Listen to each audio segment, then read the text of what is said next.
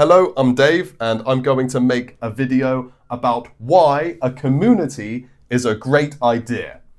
Now, it's not for everyone. I'm not going to say it's a great idea for anyone and everyone, no. But I'm a teacher by trade. I teach English. And if you are a teacher or you're interested in education, I think a community can be great for most academic subjects, especially the more popular ones where there's a bigger demand. A community is really excellent. And I will go through the reasons why that I think this from my own experience building the wonderful World English School community. So yeah, let's jump in. Immersive experience. Really, it speaks for itself.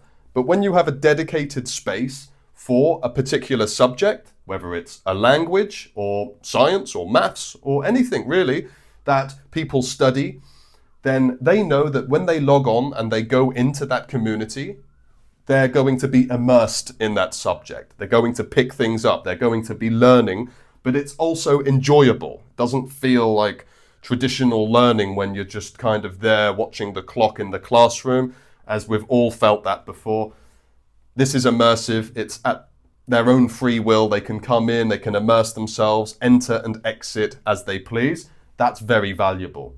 And that does tie us into the access, 24/7 access. At least with our community, because we have learners from around the world covering all time zones, you could go on and there'll be people online. Typically, I'll go on and there's usually someone else at least on there who's, engaging in the community or wanting to chat. And that's really great to have. And also on top of that is the support that you can offer. Like if anyone has any questions, any issues, they want something explained in detail, or they just want to have a chat on the subject, or even in our community, we talk about anything in life, but it's all in English, which is the immersion. So having this is so valuable. A lot of traditional classes, you might do an hour private lesson, which I think having a community is a great supplement to private lessons. So if you are a private tutor and you have your own students, making a community that they can also join, excellent idea. I think that would be a really good idea. And it also works the other way, that if you build a community and it grows, you can then offer private lessons to your members as well if you want to do that. You can put it in a community classroom, which I will go through and mention in a moment. So, live events. Doing every week, if you can do one or two, we do it every day. We have at least one live event every day where members can come and practice their English in real time, get feedback for it. Not all subjects would require a daily live event. Really, it depends on your goals, your time, But every week, if you could just do like a Q&A for 1 hour, 2 hours, whatever, however long you've got and whatever the subject is, however many members you have, all these factors will change this. But you can do a Zoom call, a Google Meet, invite the members to come on. You can also record these meetings and post them online if your members are comfortable with that. And that could act as like free organic traffic to your subject, to your niche. And it's just like a great thing to do. So having live events, the value of these in the community are just incredible. And at least our members love them, and I'm sure your members would too. On top of this is the courses I just mentioned. You can add courses in your classroom.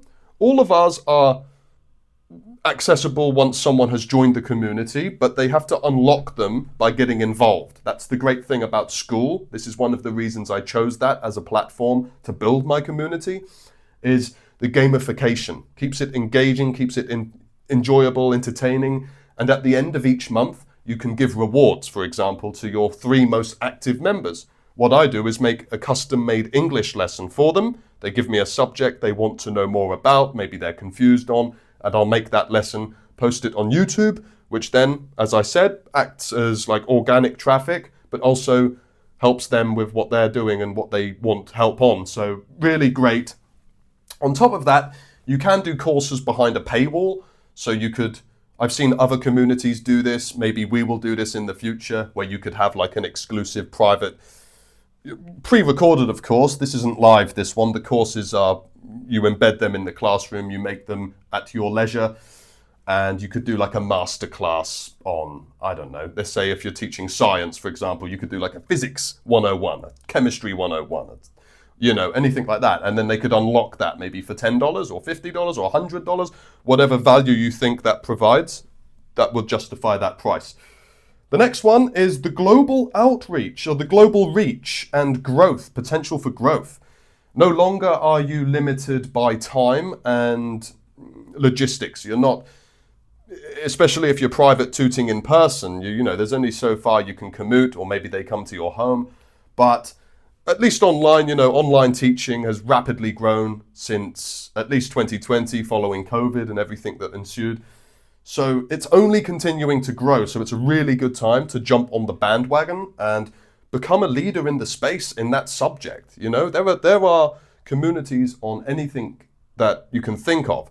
I wouldn't recommend making a community on anything. Like if you already have a social media following, or you have a lot of private students you can invite off the cuff, or you're well connected, fine. But if you're starting from scratch, then there are strategies that I would recommend pursuing to get better results and avoid wasting time and money and everything else. So it really depends on your situation. I don't like the one-size-fits-all approach. My goals might be different from your goals. My resources compared to yours, and your resources compared to mine. Really, it depends on the subjective situation. So the global reach, though, is like I said, like we have members from around the world. You could do too. There are, at least if you're all doing it in the same language, if you're bilingual, you can invite people who speak both languages. It's really up to you. Although I would say probably avoid that. No, you don't need to avoid that. But again, it depends on the situation. But for me, of course, it's all English, English learners. So anyone that speaks your language, who is studying that subject, who has goals in that subject, around the world, how many millions and millions and millions of people study math and science and history and any language and all the rest of it? Global reach.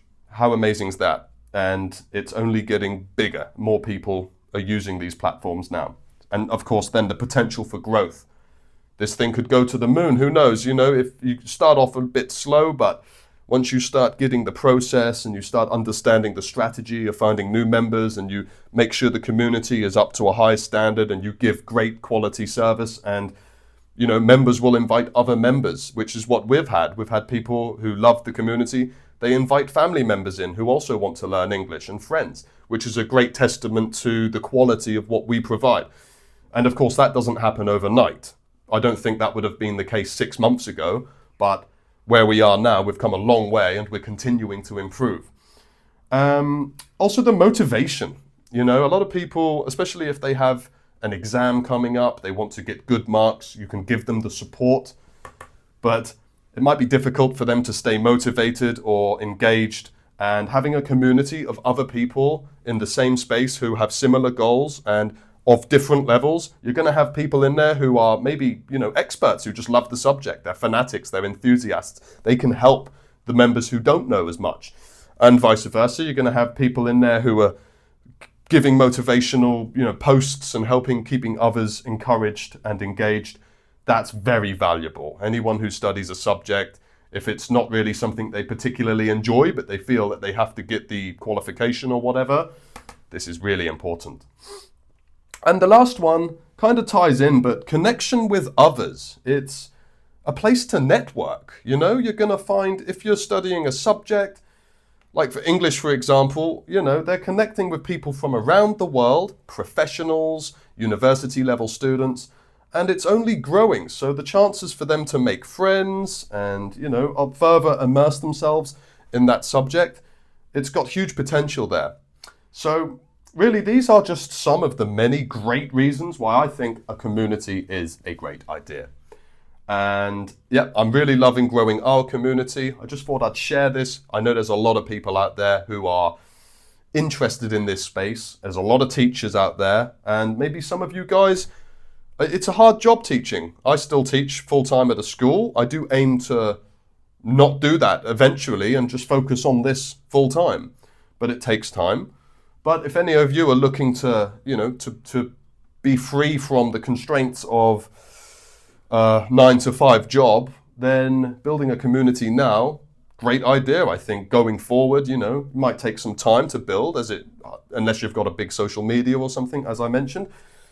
But it could be really liberating for you. So yeah, I think hopefully this was insightful. I'd love to answer any questions if you have. Just pop them in the comments. If there's anything you need help with, if you're in this space already or you just want more info about it, then yeah, reach out. I'll be really happy to discuss with you and establish a connection. So I'll leave it there then. Thank you for listening, and yeah, I'll see you in the next one. Bye-bye.